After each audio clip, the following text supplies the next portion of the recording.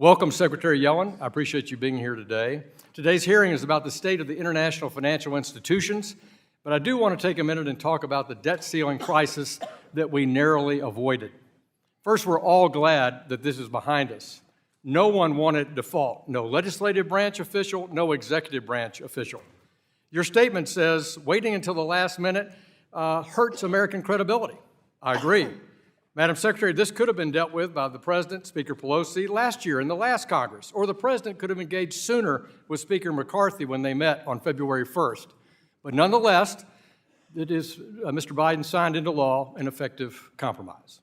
That said, there's a lot of frustration, particularly about the lack of transparency on when the Treasury Department expected the debt ceiling to be breached, otherwise known colloquially as the X date. At the end of February, the Chairman McHenry wrote you requesting information and your projections and calculations. Simple enough. The response was lacking, to put it mildly. This committee and Congress as a whole did not hear from you again until May 1st, after the House passed the Debt Ceiling Limit, Save, and Grow Act. Two different X dates, June 1st and June 5th, were subsequently released.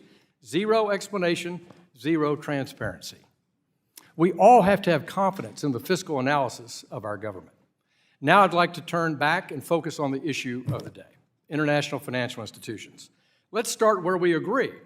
With the nomination of World Bank President A.J. Banga, Banga is a serious, competent leader who has the capacity to right the ship at the World Bank and continue the improvements and leadership from the former president, Mr. Malpass. The World Bank and the IMF should be laser-focused on eliminating poverty and helping countries overcome crisis. But unfortunately, the international financial institutions seem to think about everything except economic growth. They've fallen into a bottomless word salad of empty rhetoric that serves Western NGOs, not the interest of developing countries. No wonder China has become the world's largest official creditor, even though its lending terms are often more burdensome than those of the international financial institutions. Africa is a helpful case study.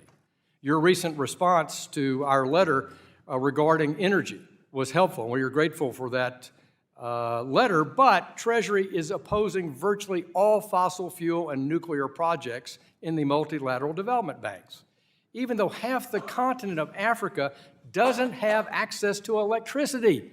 How does this make sense? Who is eager to build infrastructure there? China. Meanwhile, the IMF has completely failed to bring that country into compliance with international norms, that country being China. The fund must get serious about standing up to Chinese government if it takes its mission long-term seriously. If the fund keeps letting Beijing drag out restructuring talks with borrowers, there won't be much of a case for additional IMF resources at the end of this year. There's no doubt that China poses a generational threat to our national interest, but as long as we remain committed to our values, the U.S. will compete and outcompete the Chinese Communist Party. I look forward to your testimony, and I yield back.